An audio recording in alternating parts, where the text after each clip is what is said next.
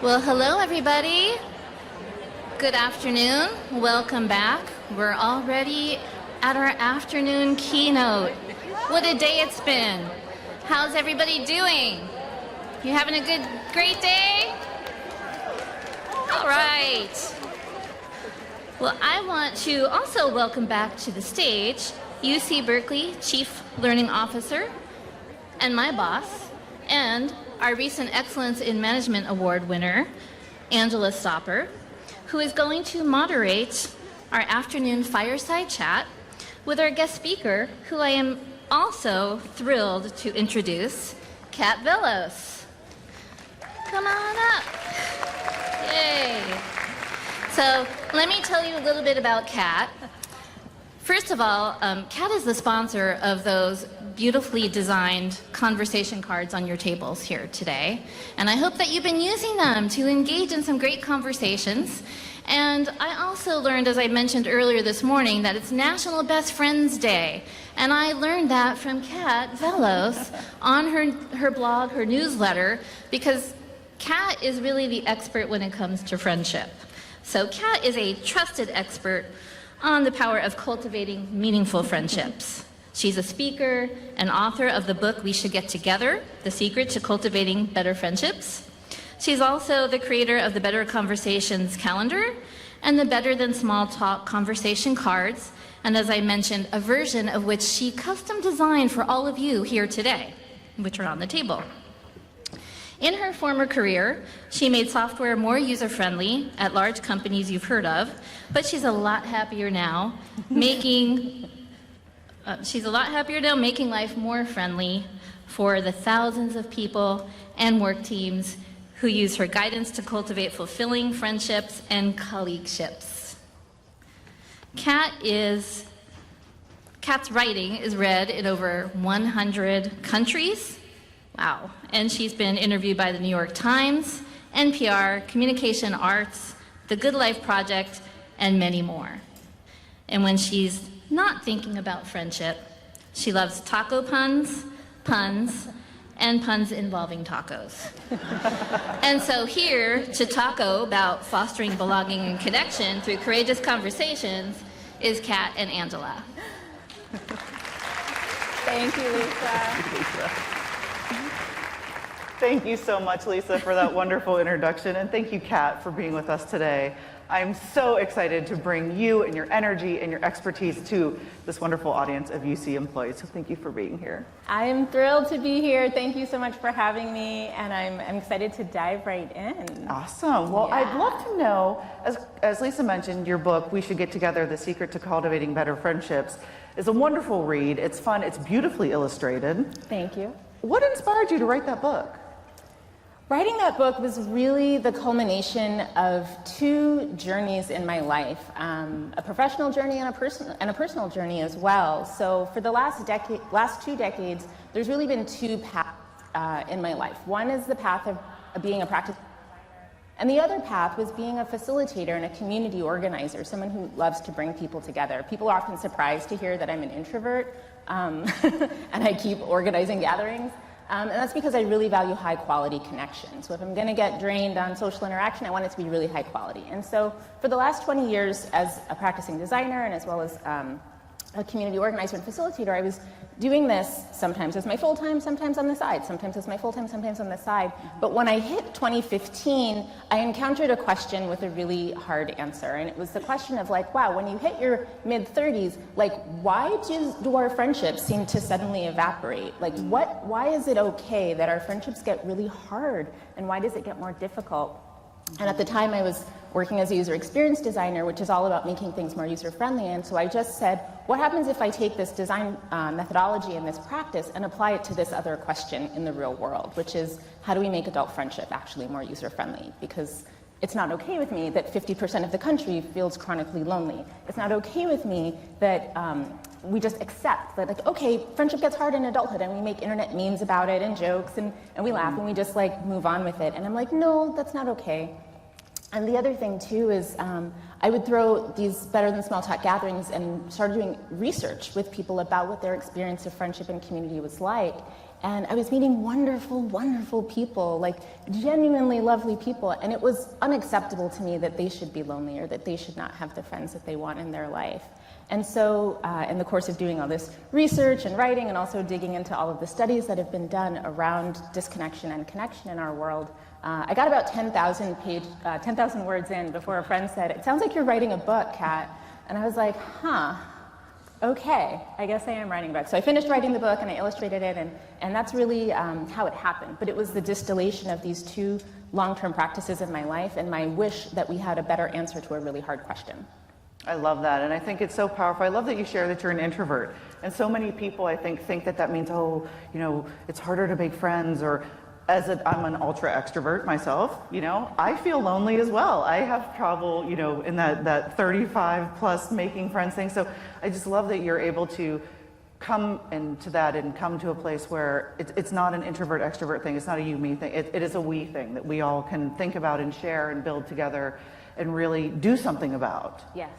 And so to that doing something about it piece, can you talk to us a little bit about how we might take our conversations deeper, or our connections and friendships deeper in the workplace specifically, since we're here with all of our wonderful colleagues? Yes, so raise your hand today if you had a really great conversation with someone else in this room today. Look at all those hands. Look at that, everybody's hands up, that's amazing.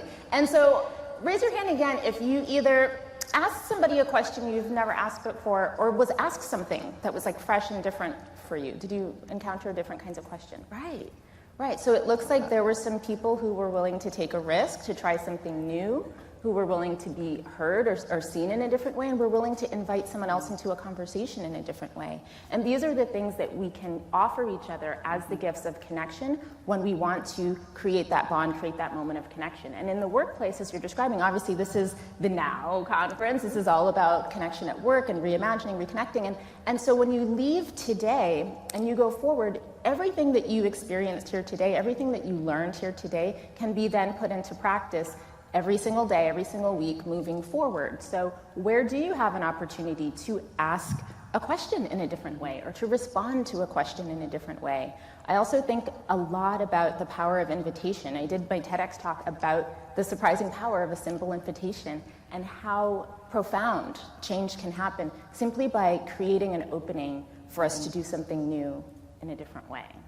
I love that. And this morning, Doi talked to us about coming to those kind of questions without judgment, but with curiosity. Right. So if you have that reaction to one of those questions that you maybe have never heard before, instead of thinking, why on earth would Kat ask me that? Or why is Angela thinking, that's interesting, let's explore that. It can really put you in a space to be open to those kind of new and different conversations and connections that can be really powerful. Yeah, and I think that it's really a wonderful thing that we can practice, not just with the people that we sit the closest to and interact with most frequently, but also the next rings out and the next rings out. And you may even have made a new work friend today who's at a completely different campus. Yeah, so powerful. I love that. So what guidance can you give for everybody in the room here who might be hesitant to have some of those deep conversations because they don't want to cross a line, or they, maybe are afraid about not seeming professional?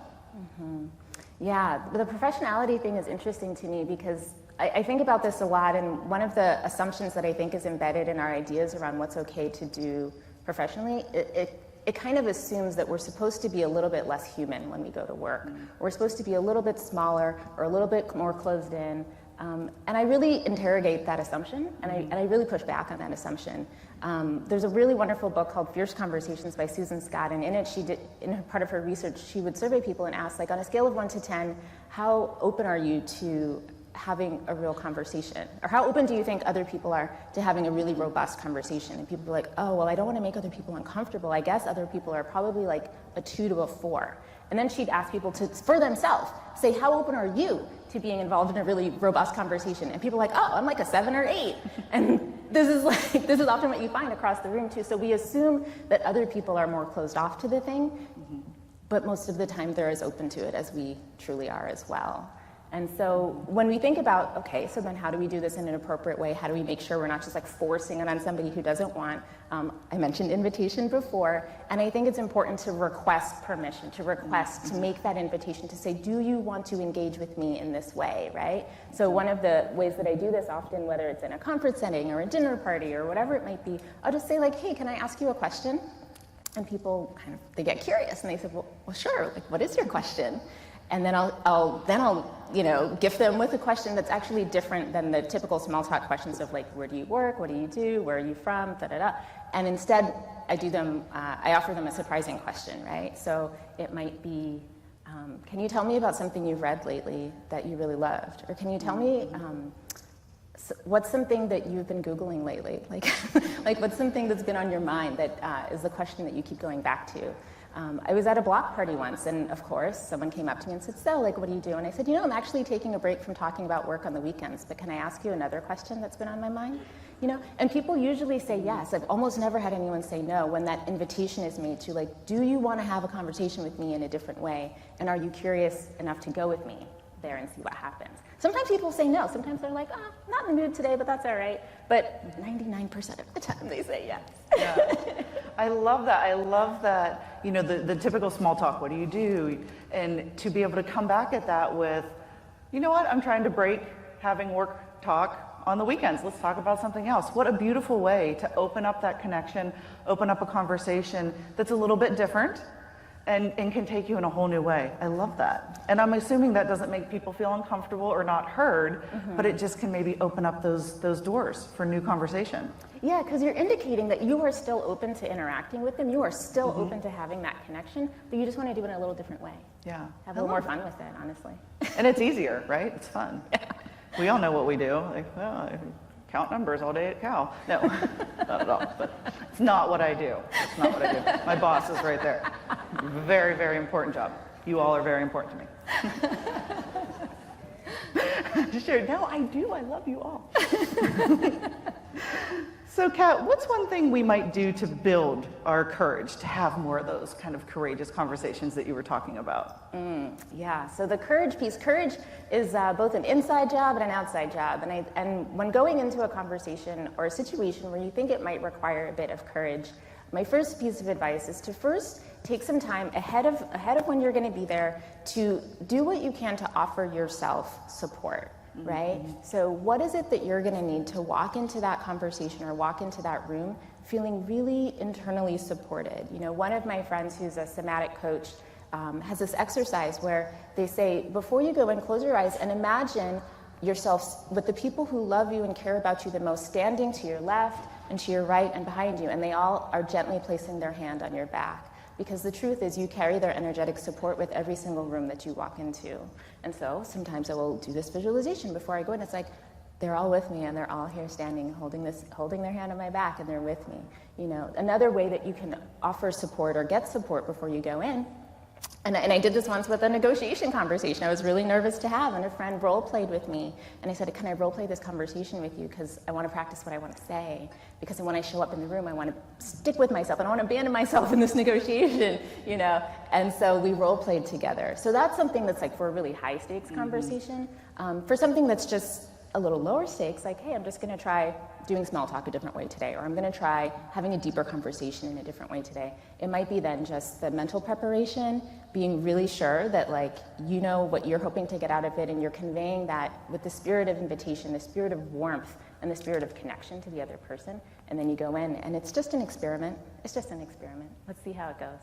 I love that. It sounds to me like, Kat, you're saying that conversations and connections is a skill that we all need to practice in order to be good at. I do think so. Yeah. Absolutely. I think curiosity is a skill and a practice. Conversation is definitely a skill and a practice. Just because we can talk doesn't necessarily mean that we always are having the most fulfilling conversations. And if we find that we want more fulfilling conversations, there are things we can practice to get more of that. Yeah, I love that. I love that. Nobody expects to ride a bike the first time they get on a bike, or to drive a car the first time they drive a car. We shouldn't expect to be able to have wonderful, deep, new, strange, engaging conversations without putting a little bit of thought, a little bit of effort, a little bit of practice into it So it starts to become more natural, just like any muscle that you're exercising or strengthening. That conversation and connection can be that muscle. Yes, definitely. Love that. So as you're thinking about strengthening that muscle, what are some of the benefits of deepening those relationships at work? What have you seen through your research and your work that benefit people when they do put that practice in to strengthen that muscle? Yeah, there's so many benefits, and I've looked far and wide for all the drawbacks, and it's really hard to find them, I'll tell you that. When we do take the time to build those connections, we're fostering empathy and trust with each other. We're fostering a sense of mutual commitment to the relationships that we're building in that.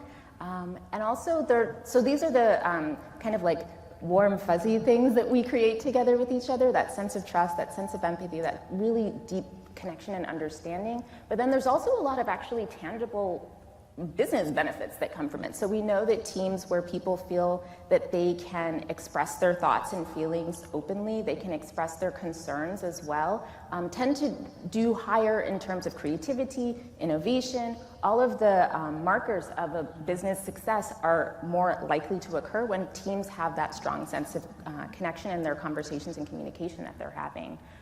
Teams where employees feel like they can open up and be who they really are also are twice as likely to stay with the company rather than to leave or go someplace else. They do 30% higher work, and this is really meaningful from a retention standpoint because it costs like 50 to 200% of someone's salary to replace them. And so when we think of what we lose when a staff member leaves or someone with a lot of institutional knowledge leaves, we lose a lot. And so there's so much to gain from investing in connection. And what I tell everyone who comes to my gatherings and my events is when you take the time to build a stronger relationship, whether it's with a friend or someone who's a colleague, you're not only adding the benefit of that connection to your life, but you're also improving it for the other person. So it's just a win-win-win.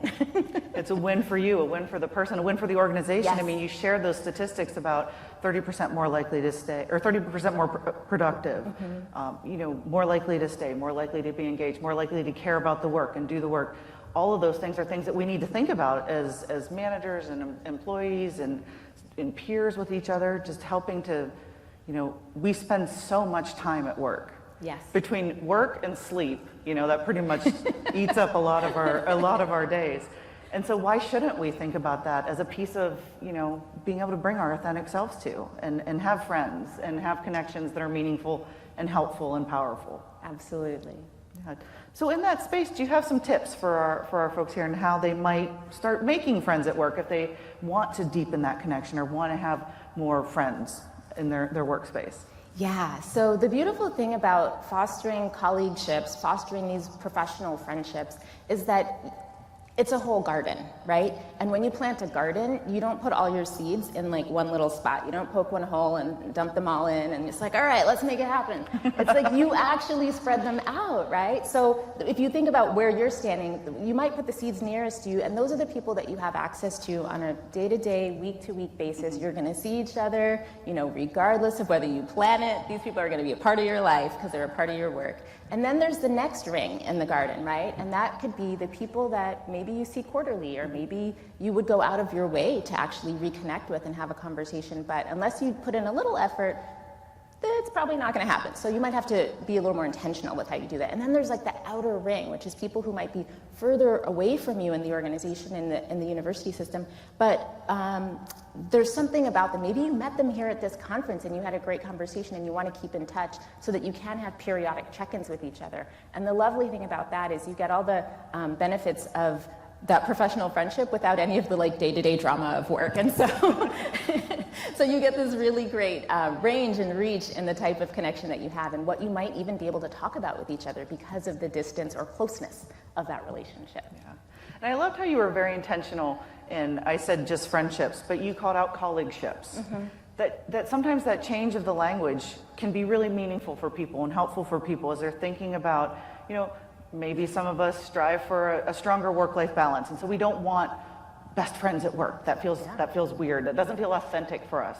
That doesn't mean that we can't go after those colleagueships that is a meaningful, impactful, powerful relationship, but maybe just a different group than your best friends who you go have a beer with after work.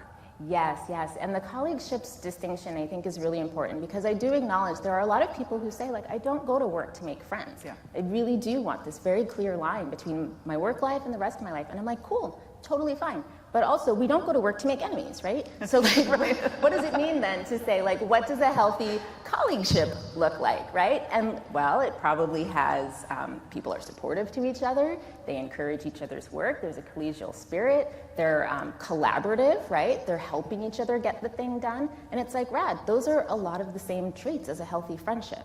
Cool. Have great colleagueship instead. Like, you can call it that, you can have that line, you can have those boundaries, but also bring, again, that spirit of warmth and empathy and participation, like this collective participation in like getting to the positive outcome together to your colleagueship. Yeah, I love that. I love that. And I think that distinction can be really helpful because I've definitely heard that. I don't come to work to make friends, but I love, well, do you come to work to make enemies? No. Let's hope not. Let's hope not. I love that. So what are some of your favorite deep dive, unique questions?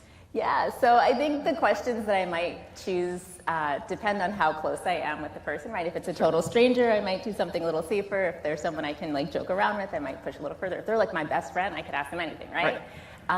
So some of the ones that we had some fun with actually at my table earlier today, one of the questions was, what's a small task that brings you joy? Like, what's a tiny task that brings you a tiny piece of joy? And that can give you a little window into someone's world. That one was really fun. I also find it interesting to ask someone, what is something you've been thinking about lately that you haven't had a chance to talk about? And that's really an open space. Like, they can choose your level of vulnerability, choose your adventure. But that's a really interesting one that nobody really ever asks us. Another question that I really love, if you want to, you never know where this one could go. I find it really provokes meaningful shares, is when I ask someone, tell me about something you're proud of that you don't get to talk about very much.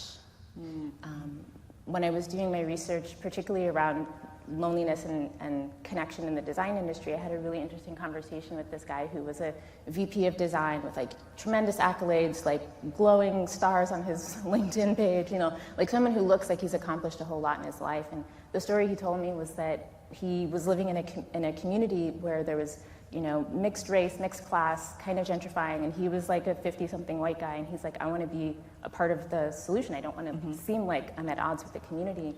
And there was a local basketball team, and so he doesn't know anything about basketball, but he's a designer, and so he got involved, and he said, hey, like, do you guys want like some t-shirts for your team? And they were like, yeah, we want t-shirts. Like, this is cool. No one's ever asked us that. And so they worked together to like come up with a logo, and they were like, we want this in it and we want that in it. And so he like made them a logo, and he ordered them shirts, and it was like this thing that solidified the community. Was like he was able to use his gift to give back in a way. And when he was telling me the story, he like teared up and cried, and it was just so poignant, and it was something that meant so much to him, and nobody ever asks him to share that, and it's not going to go on his LinkedIn, but it was something he was the most proud of. I love that. I love the depth of that question, opening up and allowing people to be as vulnerable or not as they want to, but also allowing people to share those things that we're so proud of, but you know, you don't want to be braggy. You might want to, you know, I'm not going to come up to you and be like, Kat, you'll never believe what I did today. But if you just have that small opening to say, Angela, tell me what you're proud about this week. Yeah. I mean, what a beautiful opening for someone to really be able to share something that's meaningful for them and build upon it, and maybe think about doing that same thing to somebody else that they run into. And this is why I'm really kind of obsessed with questions. All the cards on your table, by the way, have my website, and if you go there, you'll be like, wow, why is everything on her like page about questions?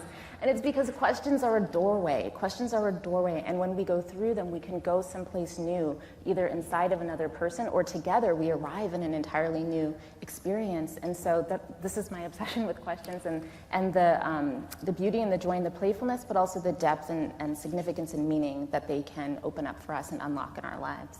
I love that.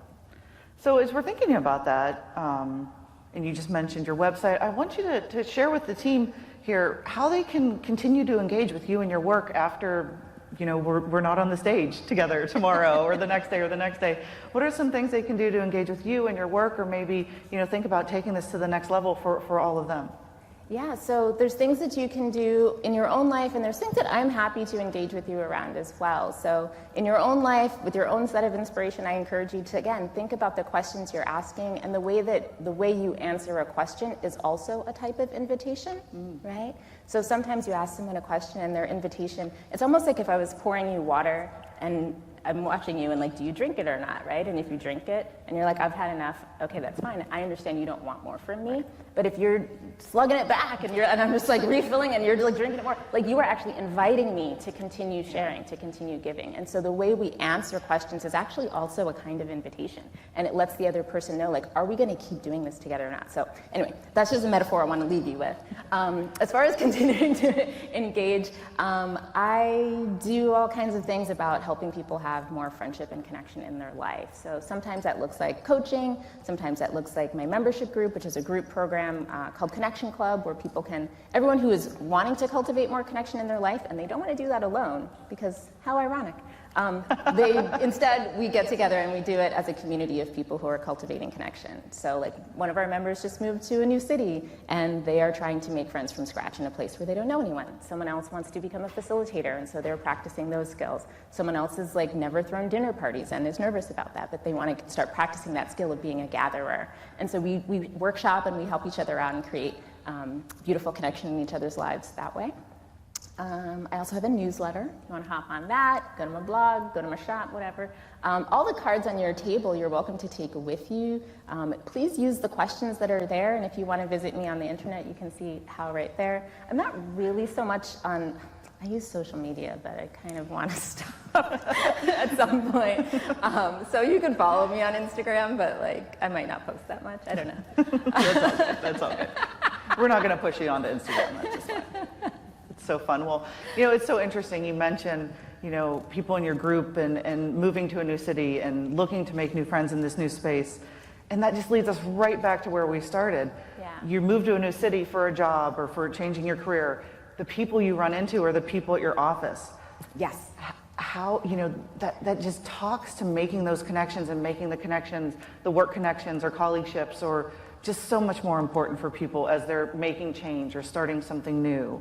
Yeah, because the wonderful thing about the people at work is that you both care about the same thing enough to show up to the same place to work every day. So you already have something awesome in common, and you're going to see each other on a regular basis, which is one of the primary pain points for people who are struggling with friendship in adulthood, is they're like, it is so hard to meet up with my friends. Everyone is so busy all the time. Mm-hmm. And instead, it's like, well, if you had access to a friend that you could see 5 days a week, what would that be like for you? And people say, wow, that's life-changing. It's like, well, do you have a job? Like, are there humans there? Like, have you thought about the possibility that these humans that you already have something in common with and that you don't have to work that hard to meet up with might actually be awesome people to add to your life?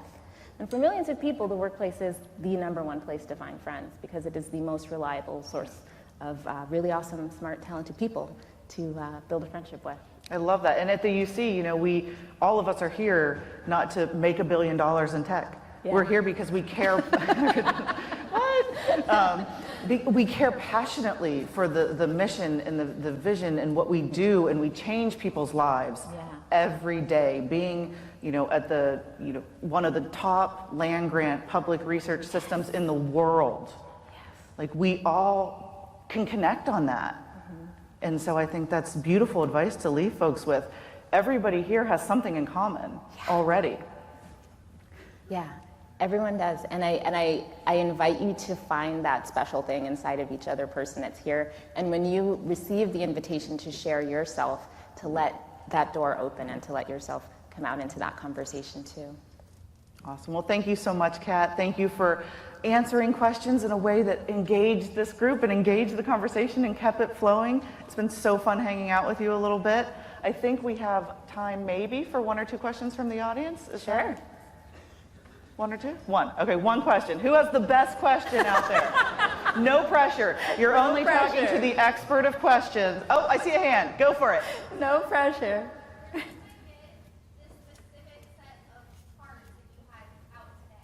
So the question was, where can we find the specific set of cards that were on all your tables today?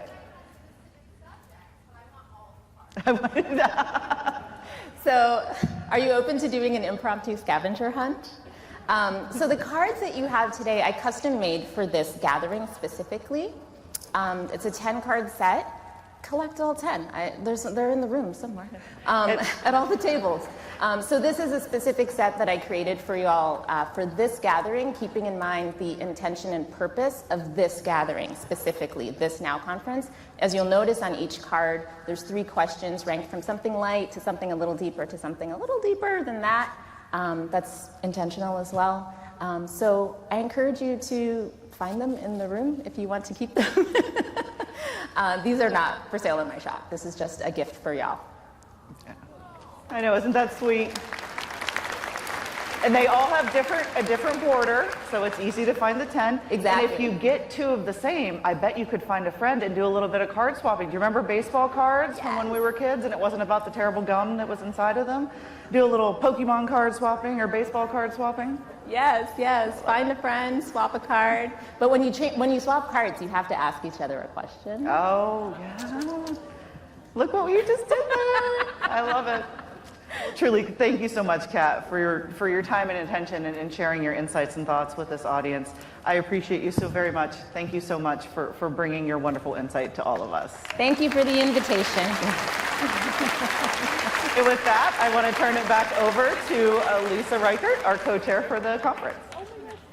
Hi, Lisa. Hi, Kat. Get to the microphone and thank you so much just for sharing yourself, and I just can imagine how many people want to be your friend. Me. So I look forward to continuing to cultivate that relationship, and we just want to thank you for all your generosity. It's been really fun to plan this Keynote Fireside chat with you, and we just have this gift bag to thank you. Thank you. Thank you so much. I'm so touched. It really has been. These two are so fun to work with, by the way. We had so much fun planning this, and it's such a joy to get to know you and to plan this really beautiful sharing to offer to everyone who's here. So thank you for everything that you've done. Thank you. Thank you for the invitation. Absolutely. Thank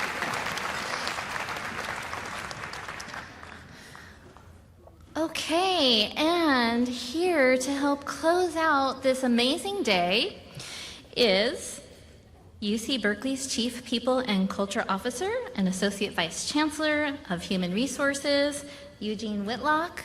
And then Eugene is going to help us with our trivia contest.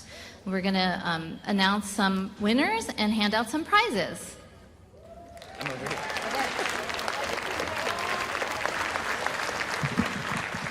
Good afternoon, everyone. It is great to see so many people here. And I really love that keynote. That was one of the few keynotes I've been a part of where I actually found it pretty engaging, where I was listening and thinking, I can take something away from this. And so a lot of times we're up here talking about things that you should do, but I'm going to now practice what Kat was preaching, and I'm going to ask a question. How many of you are ready for happy hour? Well, good. But guess what? I'm that guy. I'm that guy who stands between you and happy hour. But I will try to make it quick. I know that you've had an incredibly full day. I had a chance earlier today where I was at lunch with our Chancellor from UC Berkeley, and she was describing the energy in the room, how amazing it was for her to come in here and see 1,000 people to be together in community and see other people. So how many of you had a chance to reconnect, recharge, reimagine? Everybody did? Good. Mission accomplished. And so I want to first thank the folks who put this together. So we've had a committee working on this for 10 months, let's call it a year, to make today happen and make it feel like they just made it magical. So thank the committee.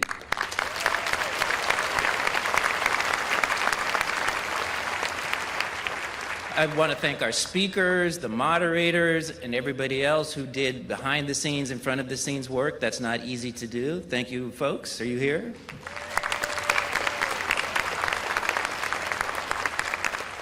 And then, let me see, what order do I want to do this in? First, I'll thank all of you for coming.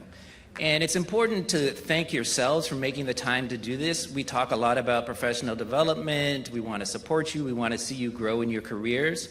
And oftentimes people don't have the time to do that, don't make the time to do that, or they put themselves last. I have to get this project out the door. I have to take care of my family. I have to feed the cat. But you should be proud of the fact that you took the time to make this a priority for yourself and take the time for yourself. It's not always an easy thing to do, so it's very important that you recognize that. The other thing I want to do is to encourage you to thank the people who made it possible for you to be here today. So if that's your boss who said, hey, you should go, or take the time to do it, if it's a family member who said, I got the kids, you go ahead and go up there and spend the night and the weekend too, thank that person. But I would challenge each of you, before you get up and rush off to happy hour, to send that text or that email and say to that person a quick, hey, I had a great day up here at the NOW conference. Thank you very much for helping me to make this possible. I'll see you when I see you. So before you get up and go get that drink and forget what I asked you to do it. And finally, I'm going to announce some prizes, so I know people are excited. What I have to say isn't that critical now, but I do want to thank you for the work that you do on behalf of the University of California. Hopefully you hear that regularly from people that you interact with, but I do think it's very important to say thank you. And I say thank you from the perspective that we ask you to do a lot, and then we ask you to do even more, and then we don't pay you a whole lot, and we don't give you a whole lot more. And so mostly you do this because you're committed to doing it, because you believe in the mission. Some of you are close to the mission and to working with students. Some of you are more administrative in your focus, but all of the work that we do matters and makes the UC what it is. And so thank you to you for all of your work. Yeah, let's clap for yourselves. So with that, I'm ready to announce the winners of the trivia contest. Do you all need a reminder of what the trivia question was? Oh, you know what? I forgot to thank somebody. Hang on a second. Who's here from UC Merced? So UC Merced was one of our special sponsors this year and sponsored 85 people to come from UC Merced to come and participate in this. It's the second year in a row that they've acted as a sponsor.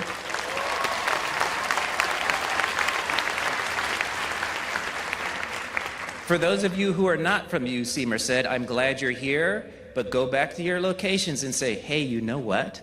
Those folks at UC Merced outnumbered us 10 to 1. We need to do something about that. This conference is going to happen next year virtually. It'll be easier to attend, and every other year in-person virtual. But as you know now, this is a great event. All right, now to the trivia. Okay, so you want me to share the question, Eugene, or you Go know for what it. it is? Okay, so our trivia question was, just as a reminder, how many UC locations are represented here today by all of you? And the answer was 14.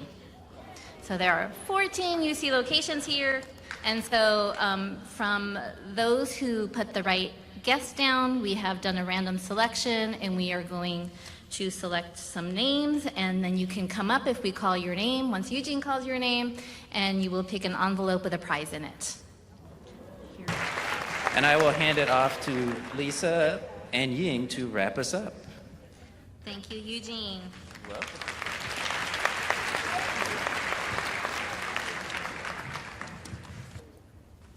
Wow, what a day. I don't know about y'all, but I lost my voice, so it's right.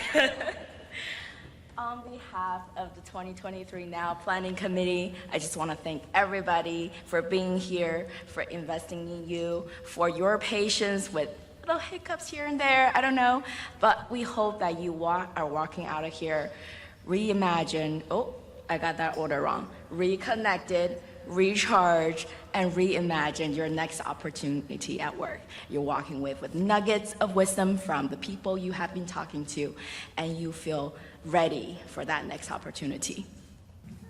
So, well, you can clap. Please remember that this isn't a one and done deal, and it's not that one experience for us. Visit us at grow.berkeley.edu. That's grow, G-R-O-W, grow.berkeley.edu for more learning and development and career development resources available on our website. We are also super excited to share one more program that is open to all UC leaders in this room, and please share the words. This is the Berkeley People Management Executive Coaching Program. We open it to all UC leaders to join us in this program. In a moment, you'll see a rolling deck, and one of those decks will have all of our offerings as well as the executive coaching program with the QR code to our website. Please check it out. This is a 9-month cohort experience with 360 experience with 6 months of unlimited executive coaching. You meet a network of people, and we're happy to support you and answer any question. You can reach out to me. You can reach out to Colin Gurkha-Jinsei, your coaching HQ lead for the 2023 Now Conference, who made all the wonderful pre and post conference coaching offerings happen. Contact us for any additional information. That program is also open for all UC staff. Oh, one more thing, that application is open now until September 1st. Let me just share a couple of things. Yes. Just about today, in the next month, we will be uploading the recording, the keynote sessions, as well as the 3 sessions that were recorded here, the concurrent sessions here in West Hall. Those will be posted on our Now Conference website and YouTube channel. Just a reminder to please fill out your session evaluations and the overall event evaluation. We really want your feedback to help us continue to plan great activities and conferences for all of you. I'm sure you've seen the QR codes. They're posted all over. They're also in your session materials, and they'll be in an email that we'll send out to you as well. Lastly, we want to just thank again to our awesome conference planning committee. It does take a village, so thank you all for your volunteering your time to make this great event happen. We thank all the amazing presenters, speakers, coaches, recruiters, moderators, and our wonderful Marriott operations team and our tech team right there.